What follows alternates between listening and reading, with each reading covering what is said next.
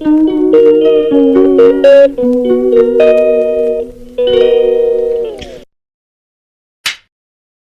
Guys, मी आली होती ISKCON टेम्पलला. कशासाठी तर मला समरचं ॲडमिशन घ्यायचं आहे इथल्या वैदिक स्कूलमध्ये. तर माझं समरला इस्कॉन वैदिक स्कूलमध्ये ॲडमिशन घेण्याचा निर्णय तुम्हाला कसा वाटतो आहे नक्की कमेंट्स करून सांगा. आजकालच्या कॉन्व्हेंट स्कूलच्या जमान्यामध्ये मुलं कुठंतरी संस्कार आणि धार्मिक गोष्टी विसरून चाललेले आहेत. त्यासाठी माझं मत आहे की मुलांनी शैक्षणिक शिक्षण घेण्यासोबतच धार्मिक शिक्षणही घेतलं पाहिजे. तर त्यासाठी मी समरला इस्कॉनच्या वैदिक स्कूलमध्ये म्हणजेच गुरुकुलमध्ये टाकते. हा माझा निर्णय तुम्हाला कसा वाटतो आहे नक्की कमेंट्स करून सांगा. याआधीही समर गुरुकुलमध्येच होता, फक्त आता गावाकडनं मी त्याला इकडे पुण्यात बोलवून घेतलं आहे आणि गुरुकुलमध्येच टाकायचा निर्णय घेतला आहे. पुण्यामधलं हे इस्कॉन टेम्पल कोणाला माहिती नाही असं होणार आहे का? नाही ना. पण तरीही ज्यांनी हे पाहिलं नाही आहे, पुण्याच्या बाहेरही जे राहतात, त्यांनी हे पुण्यातलं कोंडव्यामधलं इस्कॉन टेम्पल पाहून घ्या बरं का. अगदी सुंदर आहे. याचा व्हिडिओ मी आधीही टाकलेला आहे. तर आज मी मंदिर दाखवायला नाही आलेली आहे खरं तर. जसं की तुम्हाला माहीत आहे, माझा मुलगा समर माझ्या आईबाबांकडे शिकायला असतो. त्याचं आता मी इकडे पुण्यामध्ये ॲडमिशन घेत आहे, कारण की समृद्धीचे पप्पा म्हणत आहेत आपला मुलगा आपल्यापाशीच बरा आहे.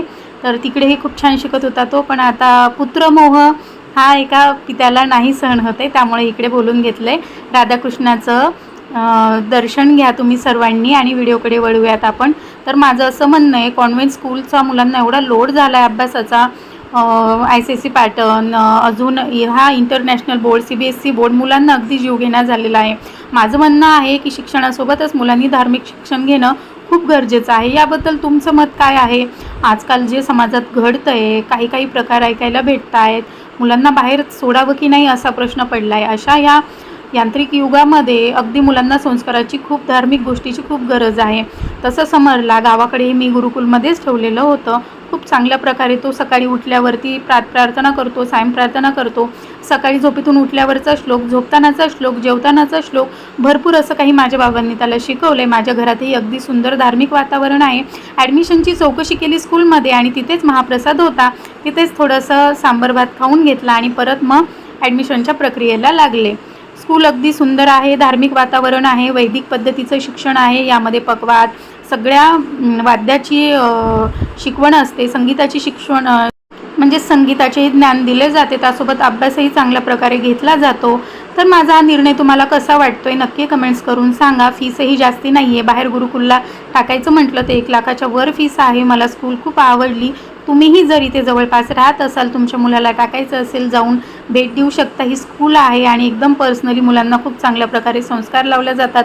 त्यांचे आईवडील घराबाहेर जॉबसाठी जातात, त्यांना शक्य नसतं मुलाला तेवढा वेळ देणं, पॉसिबल नसतं. तर माझं म्हणणं असं आहे की मुलांना शिक्षणासोबत धार्मिक शिक्षण हे अगदीच योग्य आहे आणि घरात धार्मिक वातावरण असणंही खूप योग्य आहे.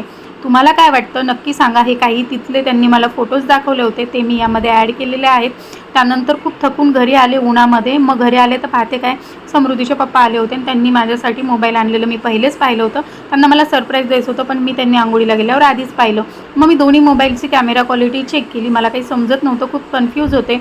मग लाईव्हवरती आले. लाईव्हवरच्या माझ्या काही भावांना विचारलं, त्यांनी सांगितलं OnePlus ठेवून घे. आणि जो ओप्पो मोबाईल होता त्यामध्ये मला कॅमेरा छान वाटत होता, पण बाकी सगळ्या गोष्टी पाहिल्या, स्टोरेज वगैरे पाहिलं तर OnePlus ठीक होता. मग OnePlus ठेवून घेतला.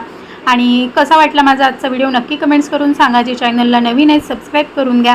व्हिडिओ शेवटपर्यंत पहा, लाईक शेअर करा आणि व्हिडिओला एंड करते. भेटूया नेक्स्ट अशाच छानशा व्हिडिओमध्ये. तोपर्यंत बाय. श्री स्वामी समर्थ.